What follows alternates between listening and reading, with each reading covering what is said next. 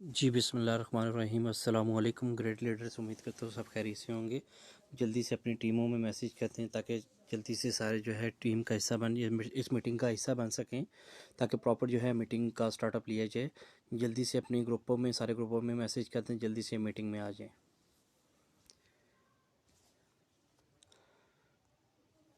जी ma'am, मैंने आपको host की कमांड दे चुका हूँ। आप करनी मीटिंग को प्रोसीड करिएगा। Over to you. Thank you so much, Sir Rajali.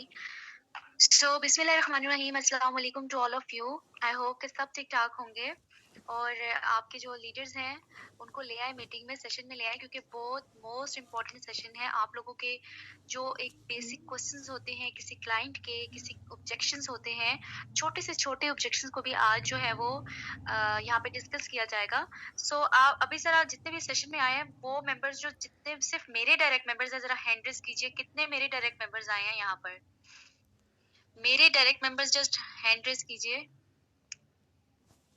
बस माशाल्लाह सब सोए हुए हैं, सबको जगा जगा के, लेकिन कोई भी आता नहीं है सेशन में। सर राजा काशिफ, आप मेरे डायरेक्ट मेंबर्स नहीं नहीं हैं, और सर मेहर आप भी नहीं है।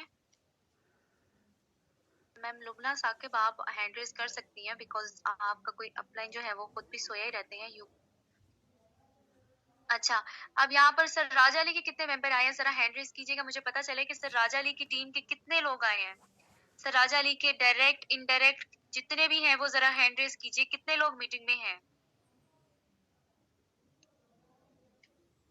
जल्दी जल्दी हैंड रेज करें। मीटिंग में अगर आप लोग आ जाते हैं ना, तो इसका ये मतलब है कि अब आप लोगों ने अटेंटिव होकर बैठना है, गौर से सुनना है, क्योंकि ये जो लर्निंग सेशन है ना, ये बहुत फायदे वाला होता है। आपको छोटी सी छोटी पॉइंट्स मिल जाते हैं, और अपने पास, आप लोगों के पास अगर डायरी पेन नहीं है, पकड़ लें, कॉपी पकड़ लें, कोई नोट डाउन कर लें चीजें, क्योंकि बहुत सारी टेक्निकल चीजें भी आप लोगों को बताने वाली हूँ जो कि आपने पहले कभी नहीं सुनी भी होंगी। ठीक है, सो एक एक आंसर लिख लीजिएगा, ताकि आप लोगों को के पास अगर कोई भी ऐसा क्लाइंट आता है जो ये छोटी से छोटी बात भी कर सकता है, तो आपको पता होना चाहिए कि मुझे इसका क्या जवाब देना है।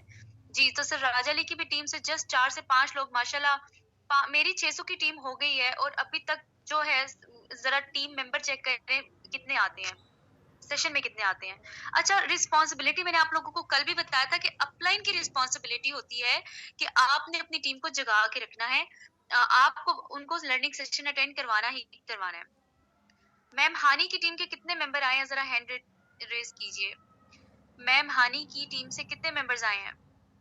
कितने लीडर्स हैं? ठीक है, सही। सर अरसलान की टीम से कितने लीडर्स आए हैं?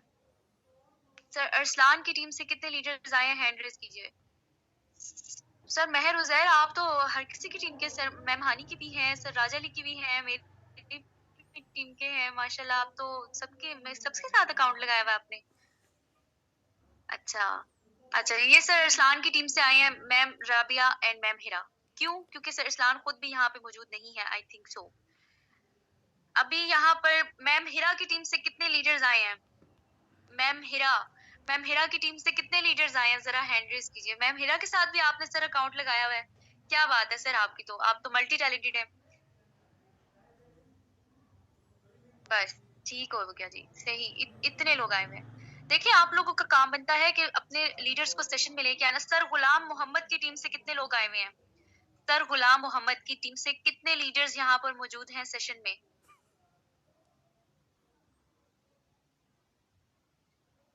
सर गुलाम मोहम्मद की टीम से सिर्फ 2 से 3 लीडर बस।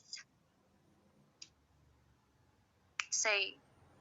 देखिए, इसलिए दिल नहीं करता ना आप लोगों को सेशन देने का कि ना एक्टिव होके बैठते हैं। अभी यहाँ पे कितने लोग होंगे जिन्होंने हैंड ही रेज नहीं किए होंगे, क्योंकि 4 से 5, 5 से 5, 4-5 लीडर हर टीम में से उठ के आ रहे हैं, तो ये इतने सेशन, आप फिर बाकी कहाँ से आए हैं?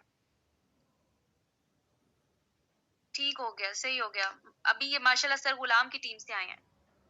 सर गुलाम की टीम से अभी भी बहुत सारे लीडर्स ऐसे हैं जो रियल एंटरप्रेन्योर में हैं, बट वो अभी भी यहाँ पे मौजूद नहीं है। सर राजा अली की टीम, मेरे अपने डायरेक्ट मेंबर्स सब सोए हुए हैं। अपनी टीम्स को जगा के रखा करें, उनको बोला करें सेशन में आए। ठीक है, अच्छा अब स्टार्ट करते हैं सेशन को। मैम हानी, अगर आप यहाँ पे अवेलेबल हैं तो हैंड रेज कीजिएगा, ताकि मैं आपको अनम्यूट की कमांड सेंड कर सकूं। जी मैम हानी, मैंने आपको अनम्यूट की कमांड सेंड की है।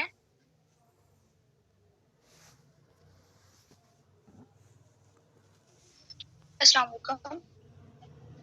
वालेकुम सलाम। अच्छा मैम हानी, अब आपने मुझसे वो क्वेश्चंस करने हैं, ठीक है, जो आपको फेस करने को मिलते हैं।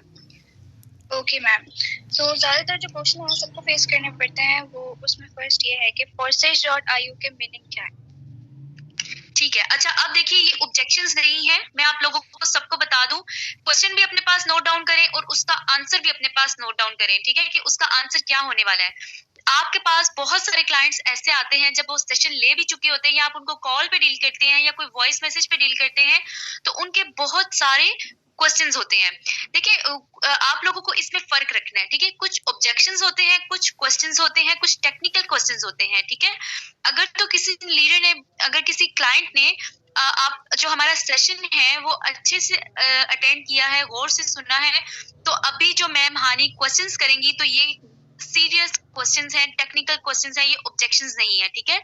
ऑब्जेक्शंस आपको एंड में बताए जाएंगे। ऑब्जेक्शंस टोटली नॉन सीरियस होते हैं, उनका कोई जो है ना वो जोड़ ही नहीं मिलता कि वो कोई ऑब्जेक्शंस हैं, ठीक है, कोई ऑब्जेक्शंस होते नहीं है, बट वो नॉन सीरियस होते हैं। जो क्वेश्चंस होते हैं ना वो मेन होते हैं। तो मैम हानि का फर्स्ट क्वेश्चन जो आप लोगों को भी फेस करने को मिल सकता है, न्यू ज्वाइनर्स को फेस करने को मिल सकता है, और मेरे पास भी बहुत सारे क्वेश्चंस आते हैं। तो मैम का फर्स्ट क्वेश्चन ये है कि forces.io का मीनिंग क्या है, ठीक है। आप सबको पता होना चाहिए, जो न्यू ज्वाइन है उनको भी पता होना चाहिए। फोर्सेज तो प्लेटफॉर्म का नेम है। .io ये एक वेबसाइट है ना, तो .io मतलब के इंटरनेशनल ऑर्गेनाइजेशन, ठीक है, ये स्टैंड करता है forces.io इंटरनेशनल ऑर्गेनाइजेशन, इसका मीनिंग ये है। जी मैम नेक्स्ट क्वेश्चन प्लीज।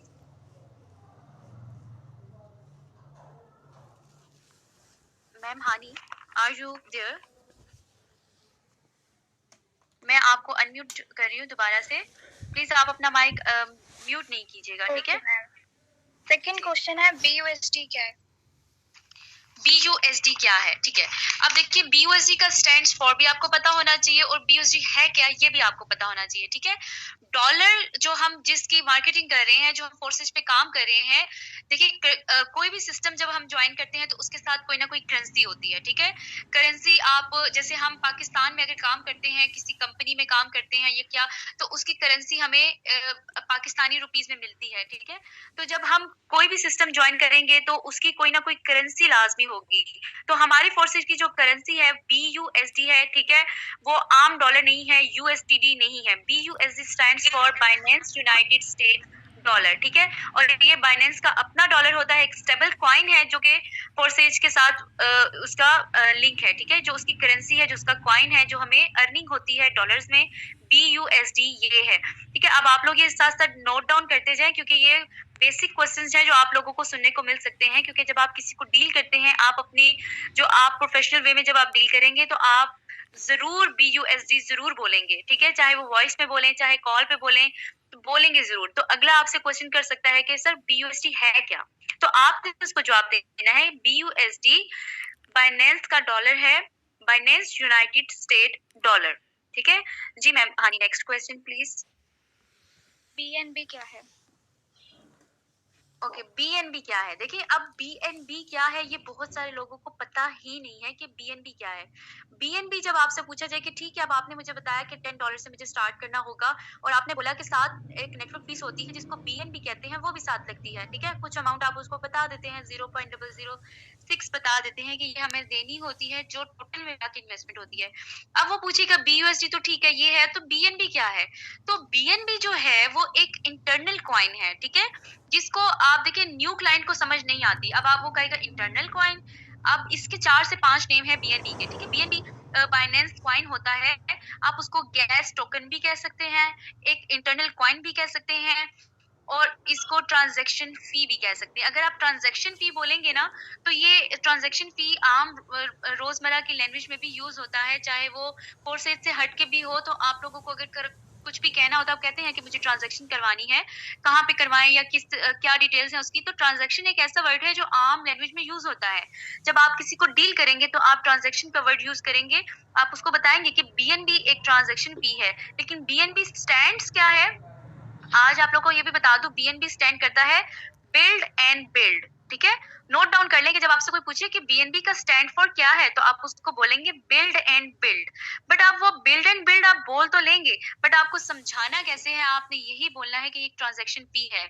आप उसकी एग्जांपल भी दे सकते हैं कि जैसे देखें हम सर कोई ऑनलाइन शॉपिंग करते हैं, कुछ ऑनलाइन चीज मंगवाते हैं अपने घर, तो पाकिस्तानी रुपीस तो हम देते ही देते हैं, तो उसकी जो ओरिजिनल फी है उस चीज की, उस प्रोडक्ट की, वो तो हम पे करते ही करते हैं, लेकिन उसके साथ जो डिलीवरी चार्जेस होते हैं वो हमें अदा करने होते हैं। तो बीएनबी भी फोर्सेज में इसी तरीके से वर्क करता है कि एक ट्रांजैक्शन फी की सूरत में हमें उस पर जो है हमें फोर्सेज में इस तरीके से कॉइन ये यूज होता है कि इंटरनल कॉइन के तौर पे कि हमें ये ट्रांजैक्शन फी के तौर पे यूज होता है, ठीक है। सो बीएनबी बिल्ड एंड बिल्ड, ये आप लोग नोट डाउन करते जाएं, क्योंकि मैं कभी भी किसी से भी कोई भी क्वेश्चन यहाँ पे अनम्यूट करके उसका पूछ सकती हूँ कि मैंने अभी आप लोगों को बताया बीएनबी क्या है, तो बीएनबी क्या है, ठीक है, नोट डाउन कर लें। जी ma'am honey, next question please.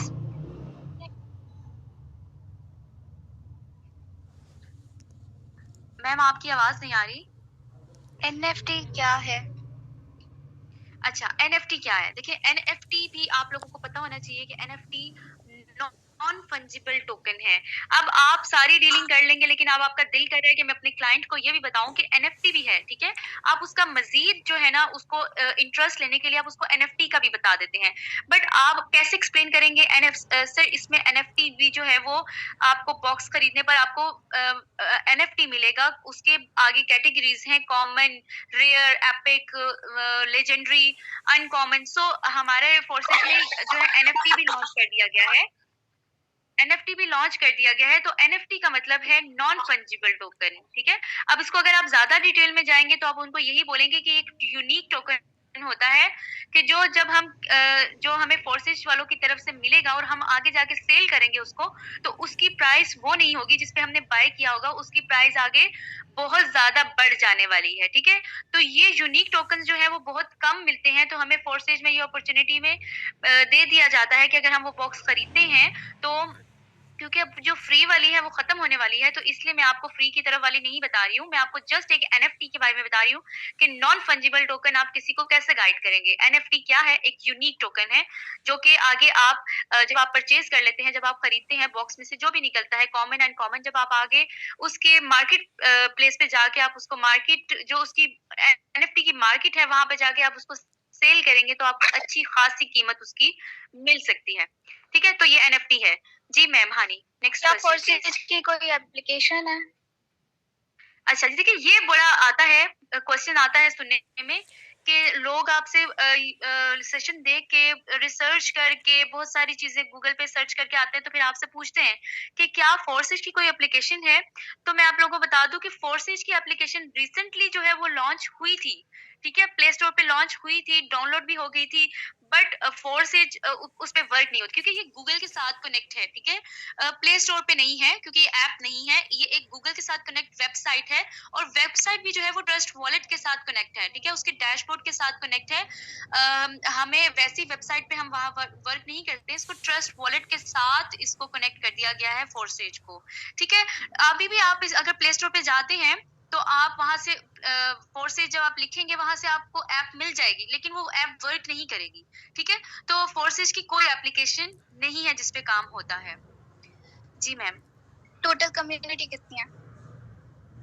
अच्छा, अब देखिए आपसे ये भी क्वेश्चन किया जा सकता है कि टोटल कम्युनिटी फोर्सेज की कितनी है। अब आप फोर्सेज पे जब जाएंगे, आपको फोर्सेज का जब आपकी अपनी आईडी ओपन करेंगे तो साथ ही नीचे टोटल कम्युनिटी लिखी आ रही है। जैसे मैं अगर अपनी आईडी ओपन करती हूँ तो आप उसी वक्त अपने क्लाइंट को देख के बता देंगे, बल्कि स्क्रीनशॉट्स प्रॉपर सेंड करेंगे, ठीक है। स्क्रीनशॉट सेंड करेंगे तो उसको भी अंदाजा हो जाएगा कि टोटल कम्युनिटी हमारी जो है वो कितनी है। आप अपनी आईडी पर थोड़ा सा अगर आप नीचे जाएंगे, कहीं भी आपने 3 डॉट्स पे क्लिक नहीं करना, डैशबोर्ड पे कहीं भी नहीं जाना, जस्ट जो आपकी आईडी का फ्रंट पेज है, ठीक है, जिसमें आपकी अर्निंग शो हो रही है, जिसमें आपके पार्टनर्स शो हो रहे हैं, जिसमें आपकी टीम शो हो रही है, आप उसको ऊपर करते जाएंगे तो आपको टोटल मेंबर्स लिखे हुए आ जाएंगे कि हमारी कम्युनिटी कितनी है, ठीक है। ठीक है मैम हानी, ये क्वेश्चन इसका आंसर हो गया। आप Okay, उसको जो है स्क्रीनशॉट क्लाइंट को दे सकते हैं इस तरीके से। ब्लॉकचेन क्या होती है? जी, अच्छा, ब्लॉकचेन क्या होती है? अब क्योंकि जब आप किसी को डील करते हैं तो उसको बहुत जो न्यू फ्रेशर होता है जिसको कुछ पता नहीं है ऑनलाइन बिज़नेस का कि ये क्या बोले जा रहा है कि ब्लॉकचेन है, ऑनलाइन वर्किंग है, तो ये ब्लॉकचेन क्या होती है? मैंने तो कभी इसका ज़िक्र नहीं सुना। आप उसको ब्लॉकचेन को ईज़ी वर्डिंग में बताएँगे, ये एक लाखों करोड़ों कंप्यूटर का एक बहुत बड़ा जाल है जिसमें तमाम ट्रांज़ैक्शन, तमाम डाटा जो है वो सेव हो जाता है और जब तमाम लाखों करोड़ों कंप्यूटर में कोई चीज़ सेव हो जाती है तो उसको कोई हैक नहीं कर सकता, वो हैकर से बिल्कुल सेफ होता है। सो इसको हम ब्लॉकचेन टेक्नोलॉजी कहेंगे जो कि दुनिया की स्ट्रॉन्गेस्ट टेक्नोलॉजी है। और इस पे जब कोई सिस्टम रन करता है तो उसको कोई तब्दील नहीं कर सकता, उसको कोई बंद नहीं कर सकता, ना कोई हैक कर सकता है। तो ये है blockchain technology. Yes ma'am. BNB कहाँ जाता है? अच्छा, बीएनबी कहाँ जाते हैं? देखिए, अब हमें ये तो पता है कि हमने बाइनेंस से डॉलर्स खरीदे, ठीक है? लेकिन हमने बीएनबी हमें जो ट्रांज़ैक्शन फी होती है, बड़ा डाउट होता है कि चले हमने किसी को जॉइन करवाया, हमें जो प्रॉफिट हुआ वो क्रिएटर को नहीं जा रहा है, एडमिन को नहीं जा रहा, वो अपलाइन डाउनलाइन में ही डिवाइड हो रहा है। बट बीएनबी कहाँ जाते हैं? ये किस-किस का क्वेश्चन है? ज़रा हैंड रेज़ करें, मैं ज़रा देखूँ कि कितने मेंबर जो हैं वो यहाँ पे एक्टिव बैठे हुए हैं कि किस-किस को पता करना है कि बीएनबी कहाँ जाते हैं? ज़रा एक्टिव होके बैठिएगा क्योंकि पता चले ना कि कितने लोग हैं जो ये जानना चाहते हैं कि बीएनबी कहाँ जाते हैं। जी, माशाल्लाह सारे एक्टिव बैठे हैं, 57 पार्टिसिपेंट हैं, तो मुझे 57 ही हैंड रेज़ चाहिए, सबके बाकी क्यों सोए हुए होते हैं? आप लोग पहली दफ़ा सेशन थोड़ी अटेंड कर रहे हैं। जल्दी से आप लोग अपना हैंड रेज़ करें ताकि पता चले एक्टिव होके बैठे हैं। बिल्कुल, ठीक हो गया। अच्छा, बीएनबी कहाँ जाते हैं, ठीक है? ये जो बीएनबी होते हैं ना, ये जो क्रिएटर है, पहले तो इसका क्रिएटर मिस्टर लाडो था, ठीक है? मिस्टर लाडो ने इसको क्रिएट किया और लेकिन अब जो है वो इनकी मेंटेनेंस जो है, वो डोमेन जो है वो 2 से 4 लीडर्स में डिवाइड हो गई है, वो चला रहे हैं, ठीक है? अब ये जो बीएनबी है ना, ये उन्हीं को जाते हैं, ठीक है?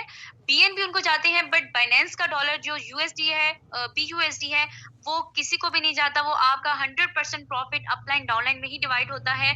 जो बीएनबी होते हैं, जो ट्रांजैक्शन फी की सूरत पे यूज होती है, वो क्रिएटर्स को ही जाती है, एडमिन्स जो होते हैं जिन्होंने बनाया है उसको जाते हैं। लेकिन वो क्यों जाते हैं? ताकि वो उनको इस वेबसाइट पूरी को, आपको क्या लगता है कि फ्री में वेबसाइट मेंटेन हो जाती है? नहीं, इस पे लाखों करोड़ों रुपए लगाने पड़ते हैं तब जाके ये वेबसाइट हमारी इजीली स्मूथली चल रही है। इस पे मेंटेनेंस करनी पड़ती है, बहुत सारी चीजें जब आप इंटर करते हैं, जब कोई क्रिएटर, कोई एडमिन इनकी चीजें एंटर करता है तो उसको लाखों करोड़ों रुपए लगाने पड़ते हैं, ठीक है? चाहे अगर वो छोटी सी अभी एनएफटी ही लॉन्च हुई थी, उसके पीछे क्या कितने पैसे लग गए, कितने डॉलर्स लग गए, ये क्रिएटर्स को ही पता है।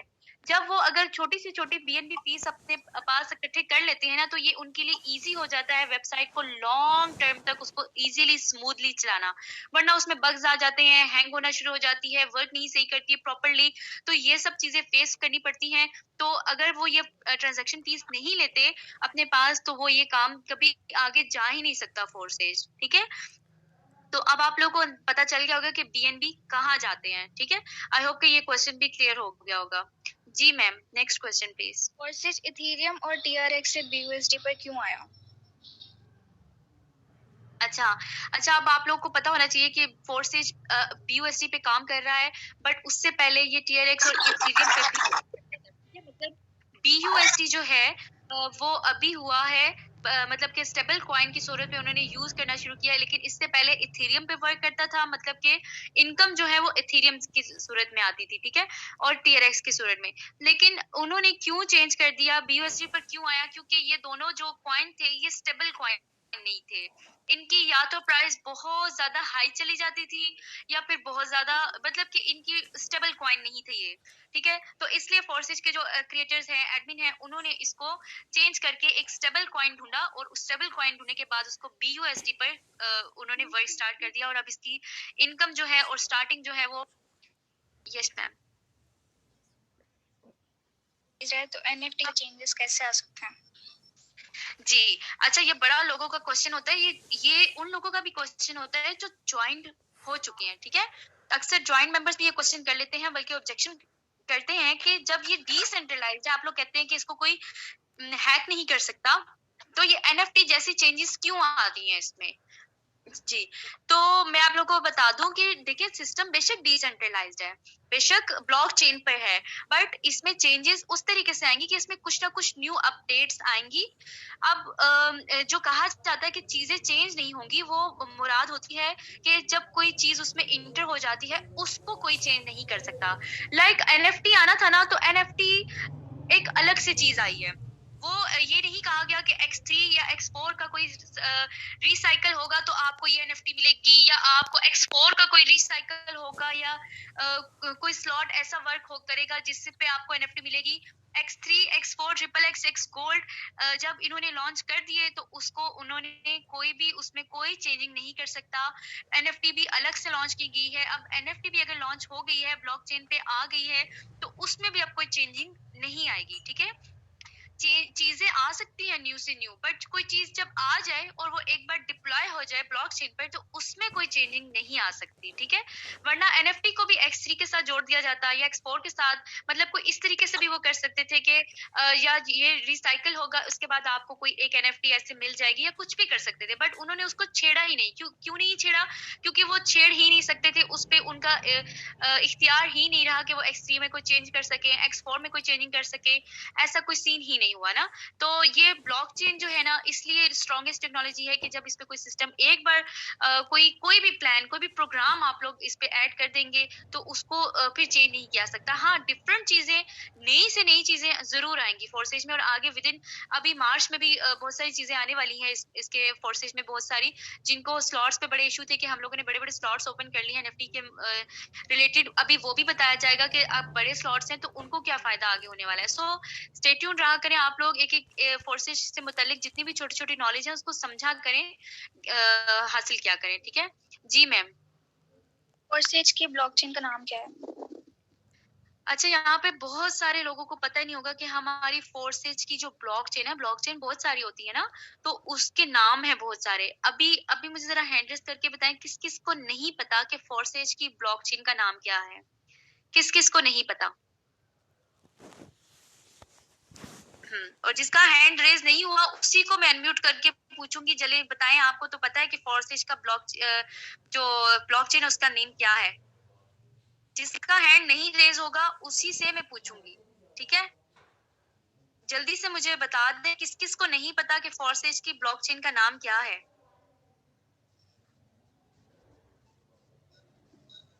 अच्छा जी सर, नुमान अवान, सर नुमान अवान, अगर आप मुझे सुन रहे हैं तो आप जरा माइक अनम्यूट करें। आप मुझे बताएं कि फोर्सेज की ब्लॉकचेन का नाम क्या है।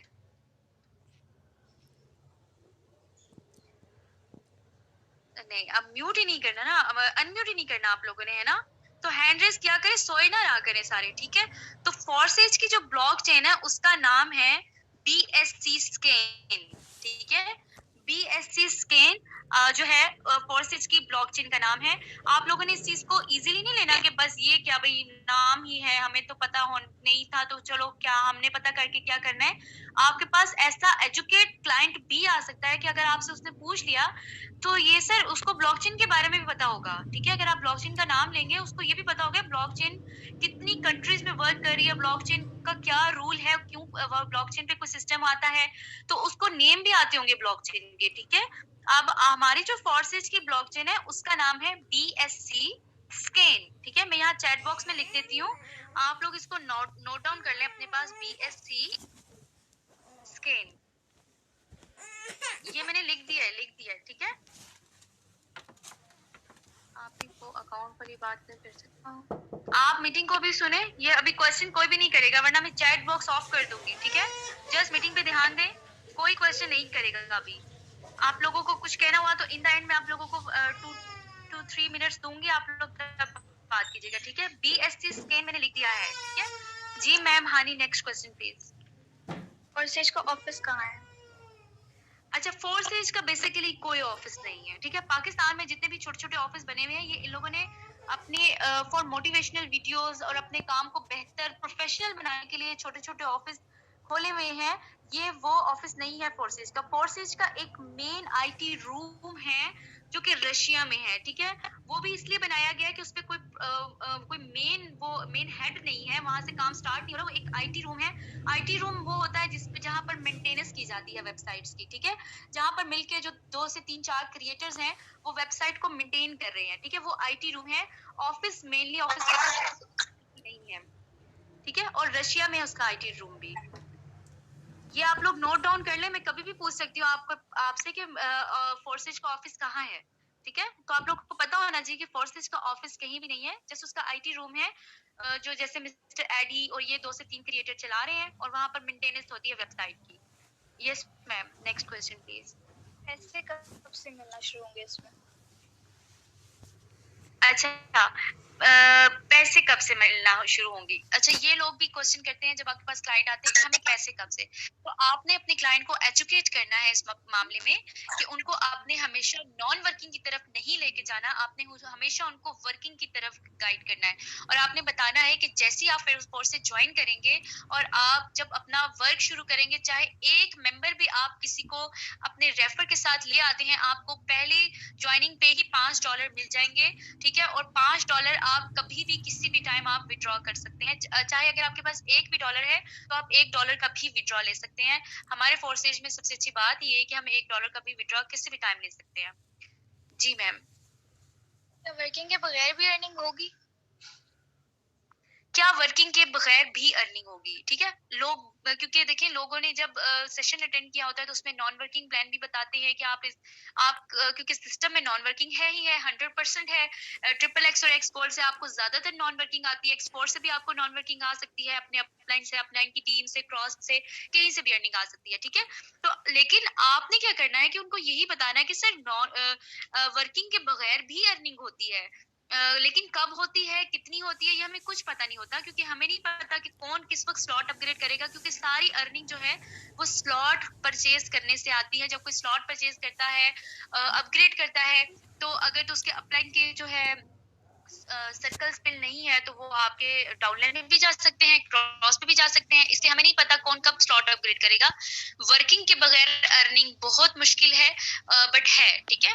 तो आपने उनको इस तरीके से गाइड करना है कि वर्किंग के बगैर अर्निंग है, बट आपको टीम, क्योंकि फोर्सेज के जो मेन चीज है वो आपने अपनी टीम बनानी है, टीम बिल्ड करनी है।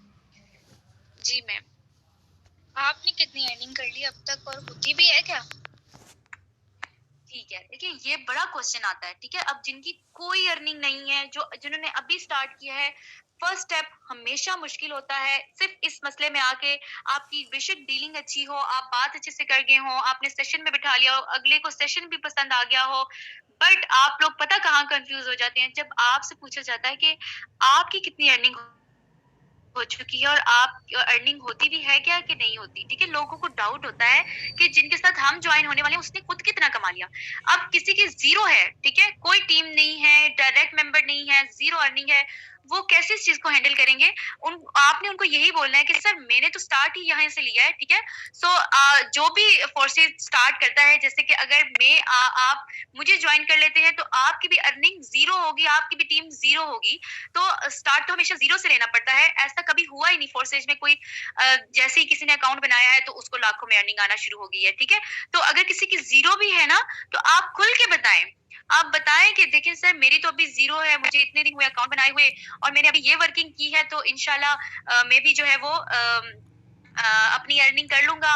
अगर आप मेरा साथ देंगे और आप इसी तरीके से अपने साथ लोगों को डील करेंगे, लोगों को ज्वाइन करवाएंगे, अपना डायरेक्ट पार्टनर बनाएंगे, तो आप भी अर्निंग कर सकते हैं, ठीक है। तो बिना डरे, बिना झिझके अगर आप जवाब देंगे ना तो अगले ने इम्प्रेस ही होना है। अगर आप यूं बिला जो आप इस तरीके से बात करें, मैं सर मेरी तो है ही नहीं अर्निंग, तो मैं तो भी स्टार्ट ही है, ऐसे नहीं आपने जवाब देना, ठीक है। पूरा प्रोफेशनल वे में, अगर आपके पास नहीं भी अर्निंग, कोई अकाउंट पे कुछ भी नहीं है, तब भी आप बताएं, खुल के बताएं, ठीक है। Yes ma'am. कंपनी रजिस्टर्ड है? अच्छा देखिए, यहाँ पर आके लोग जो है ना हो जाते हैं कि अक्सर लोग कहते हैं कि ये रजिस्टर्ड कंपनी नहीं है। आपने तो सबसे पहले उनको गाइड करना है कि ये तो कंपनी है ही नहीं, ठीक है? और कंपनी नहीं है, हमारी फोर्सेज जो है वो एक इंटरनेशनल ऑर्गेनाइजेशन है जो कि ब्लॉकचेन पे वर्क करता है, ठीक है? जब कोई सिस्टम ब्लॉकचेन पे आता है तो उसको कहीं भी रजिस्टर्ड होने की जरूरत नहीं होती, क्योंकि रजिस्टर्ड वो होती है जिनको डाउट होता है कि ये भाग ना जाए, स्कैम ना कर जाए।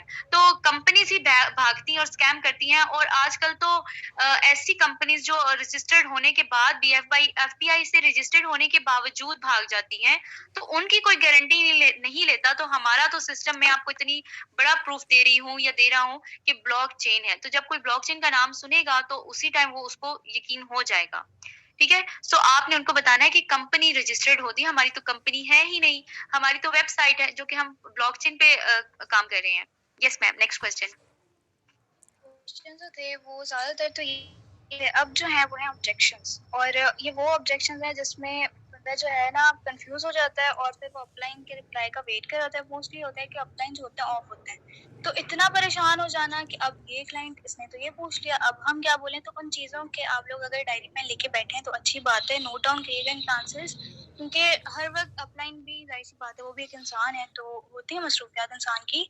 तो आप लोग खुद इन चीज़ों के जो है ज्वाइन होने के बाद आप लोग जैसे शेयरिंग स्टार्ट करते हैं, अच्छी बात है बिल्कुल कि आप लोग लर्निंग के साथ साथ अर्निंग भी करें, लेकिन आप लोग पहले सीखें। तो इन सारी चीज़ों के जवाब जो है ना आपको पहले से ही पता हो। जैसे ही आपसे कोई सवाल करे तो आप फौरन से उसका जवाब दे दें।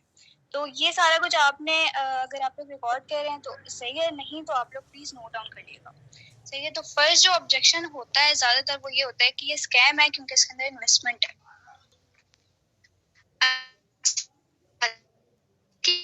यहाँ लोगों के ऑब्जेक्शंस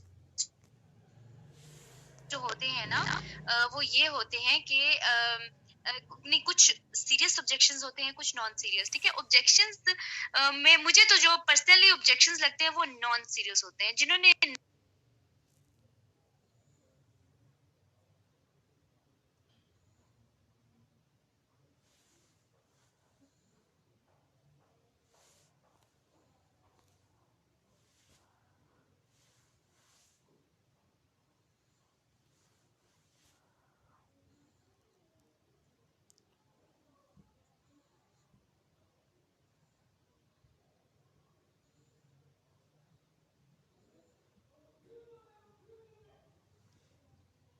जब आपको वो बोले ना कि इसमें इन्वेस्टमेंट है, तो आप बोले कि सर कोई भी बिजनेस स्टार्ट करेंगे ना, कोई भी दुनिया का कोई बिजनेस उठा के आप देख लें, तो वो पैसों से ही शुरू होता है, ठीक है? तो अब आपने बात ही किसी से इस तरीके से करनी है कि सर देखिए, मैं अगर पढ़ाई ही की सिर्फ बात करूँ ना कि हमें इल्म हम जो हासिल करते हैं वो भी फ्री का नहीं होता, हमें उसके बदले भी पे करना पड़ता है, हमें उसके बदले भी, जब तक हम फीस नहीं देते हमें उस्ताद पढ़ाते ही नहीं है, ठीक है? तो अगर हमने कोई चीज हासिल करनी है ना तो उसके बदले पे तो करनी पड़ती है। आज का ये बस आपने गाइड और एजुकेट अपने क्लाइंट को इस तरीके से करना है कि उसका माइंड चेंज हो जाए, ठीक है? तो ये अभी इस पे बहुत लंबा, मैं तो मेरा दिल कर रहा है मैं इस पे बोलती जाऊं, बट ऑब्जेक्शन इतने ज्यादा है कि मुझे यहाँ पे स्टॉप करना पड़ेगा क्योंकि टाइम बहुत शॉर्ट है, ठीक है? तो मैम क्वेश्चन करें नेक्स्ट। बंदे जोड़ने वाला काम है। अच्छा देखिए, अब किसी ने अगर बोला ना कि ये तो बंदे जोड़ने वाला काम है, आपने उसको एक लाइन बोलनी है, ऐसी लाइन बोलनी है कि वो अगला आपसे खुद इम्प्रेस हो जाए। वो लाइन क्या है? आपने बोलना है कि सर हम बंदे नहीं जोड़ते, हम मेंबर नहीं बनाते, हम लीडर्स बनाते हैं, ठीक है? हम लीडर्स बनाते हैं, सीखते हैं और सिखाते हैं, क्योंकि हम बिजनेस प्रोवाइड करते हैं। कितनी परफेक्ट लाइन है ना, कितनी प्रोफेशनल लाइन है कि जब आपसे कोई बोलता है ओहो ये तो वही बंदे जोड़ने वाला सिस्टम है, आप क्या बोलेंगे? नहीं सर, हम बंदे नहीं जोड़ते, हम लीडर्स बनाते हैं, हम सीखते हैं और सिखाते हैं, हम बिजनेस प्रोवाइड करते हैं, ठीक है? तो ये कंप्लीट है, आप इसको नोट डाउन कर लें, क्योंकि आप फौरन जब आपको कोई कहते हैं ना ओहो ये तो बंदे जोड़ने वाला, आप आगे से कहते हैं नहीं नहीं जी जी सर, टीम तो बनानी होती है, तो बंदे तो हर जगह होते हैं, ऐसे नहीं होगा, ठीक है? कंप्लीट आंसर करें प्रोफेशनल वे में। Yes ma'am, next. ऐसे नहीं है, आप लगाते हैं, मैं बाद में दे दूंगा।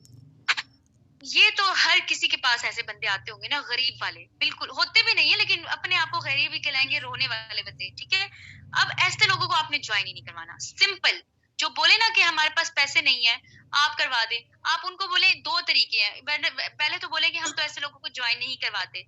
सेकंड आप ये बोले कि चले मैं इन केस अगर आप कर सकते हैं, ठीक है, अगर आपको वाकई करना है तो आप ऐसा करें 4 से 5 लोग अपने साथ, आप अभी आपका अकाउंट रजिस्टर नहीं हुआ ना, तो आपने जस्ट बात ऐसे करनी है, ठीक है, अगले को बात ऐसे करनी है कि 4 से 5 लोग आप ढूंढें, 5 लोग आप ढूंढ लें, उनकी इन्वेस्टमेंट आप लें, उनका ट्रस्ट वॉलेट बना लें, ठीक है। जैसे ही आप उनकी पेमेंट के स्क्रीनशॉट, उनका नंबर, उनका सब A to Z चीजें विद प्रूफ आप मुझे सेंड कर देंगे, मैं उसी टाइम आपको अपनी जेब से निकाल के आपकी पेमेंट कर दूंगा, ठीक है। जब आप ये बोलेंगे ना तो अगला आपको पता चलेगा कि अगला मेहनत कर रहा है नहीं कर रहा। वो लोग बहुत आते हैं ऐसे बोलने वाले, बहुत आते हैं। मैम हीरा के साथ ऐसा वाकया हो चुका है कि उन्होंने मुझे कॉल पे लिया, बोला कि मैम ये बंदा ऐसे बोल रहा है। मैंने कहा आप ऐसा करें, 5-6 बंदे आप ले आए ऐसे, ठीक है, और आप उनके प्रूफ मुझे सेंड करें, आप उनसे पेमेंट ले लें, आप उनके ट्रस्ट वॉलेट के लिंक बना लें। जब जैसे ही वो बंदे ज्वाइन होने वाले हो तब मैं आपको अकाउंट बना दूंगी अपने पैसों से। और वो बंदा, उसने सुनना था, उसने अजीब अजीब सी बातें की और उसने बस ब्लॉक किया और चला गया, क्योंकि उसको करना ही नहीं था। तो ये लेम एक्सक्यूजेस होते हैं, ठीक है। तो आपको इन चीजों को ट्रिक्स के साथ हैंडल करना है। यस मैम, लाउड बोले मैम, आवाज नहीं आ रही आपकी।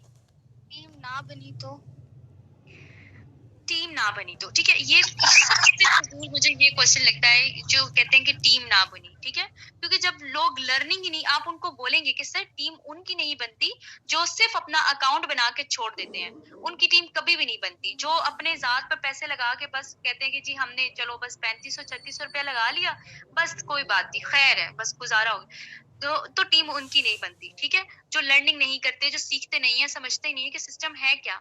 हम लोग तो जब सिस्टम को ज्वाइन किया था, हमने उसकी A to Z छोटी सी छोटी चीज, BNB क्या है, BUSD क्या, उसमें ऐसे घुस गए हैं कि हमें एक एक चीज समझ आ गई कि अगर हमें कोई क्वेश्चन करता है तो हम उसको फौरन आंसर कर देते हैं।